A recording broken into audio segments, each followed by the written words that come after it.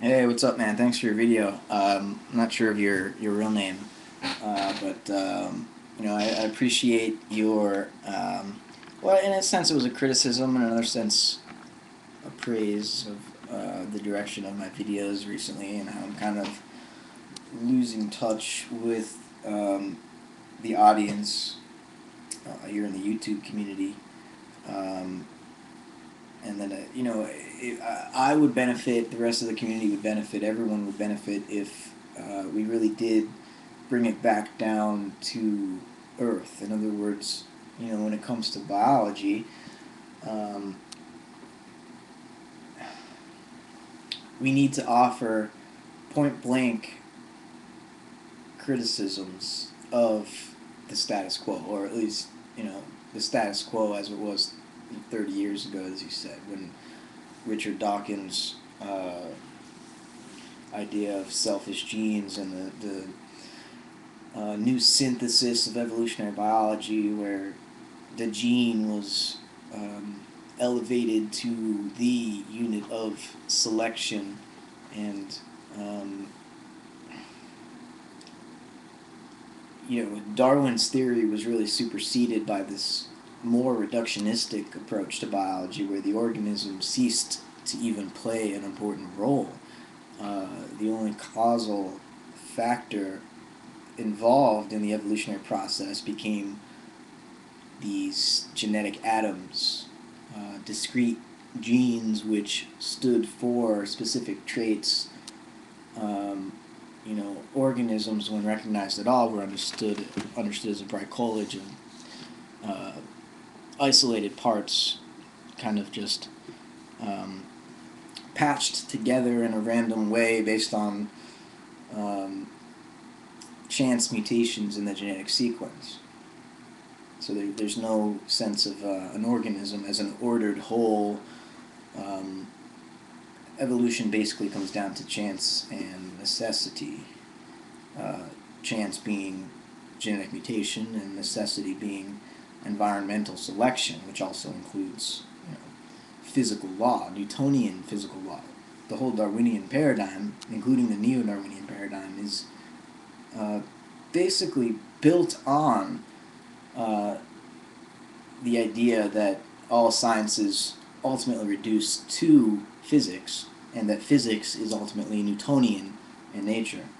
Of course, physics is no longer Newtonian in nature. Newton's system has been pretty well discredited. I mean, yeah, it got us to the moon, and the calculations are accurate on a near terrestrial scale. But when you get to the super small and the super large, the cosmic scale and the microcosmic scale, Newton's formula, Newton's breakdown of space and time, uh, Newton's atomicity, or atomic theory of the nature of matter, don't really hold up. So Darwin's approach to biology is based on a faulty premise, and that is that we live in a Newtonian universe. With relativity theory and quantum physics, so much more space has been opened up for the possibility of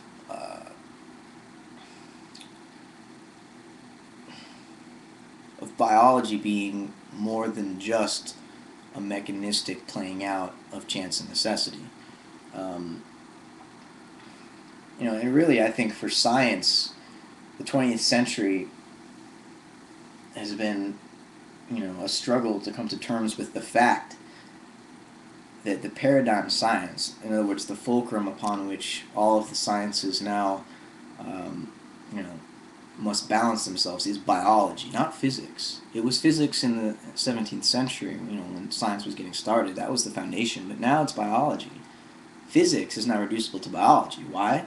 Because human beings are living organisms, and our knowledge of matter, of the inorganic world, and our understanding of so-called laws of nature are based on our perception, which at the end of the day is produced by this organic body, which evolved. So physics is born out of biology. psychology is born out of biology. Biology is now the centerpiece of science. If you want to know what human nature is, what knowledge is, what truth is, you must go through biology. Uh, and it's a biology that, you know, cannot be understood in terms of the analogy between organism and machine, because we don't live in a mechanical universe. Newton's universe was mechanical. Um, it was composed of separate parts, individual pieces which did not or could not interact at a distance. They could interact only by the exchange of forces, of energy, directly, by contact. Quantum physics has shown us that there is a spooky action at a distance. There is connection between bodies through space faster than light.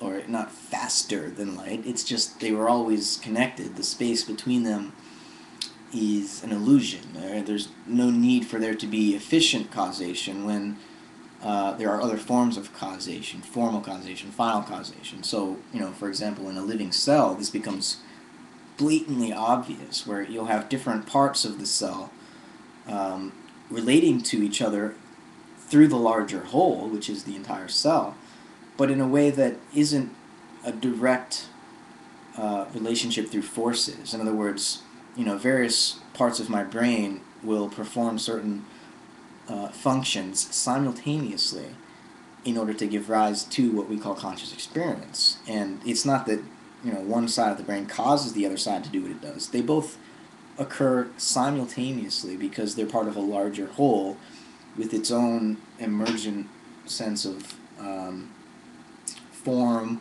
and purpose. So to understand organisms, you need more than just efficient causality, more than just a mechanical explanation. Organisms are a whole nother kind of entity. And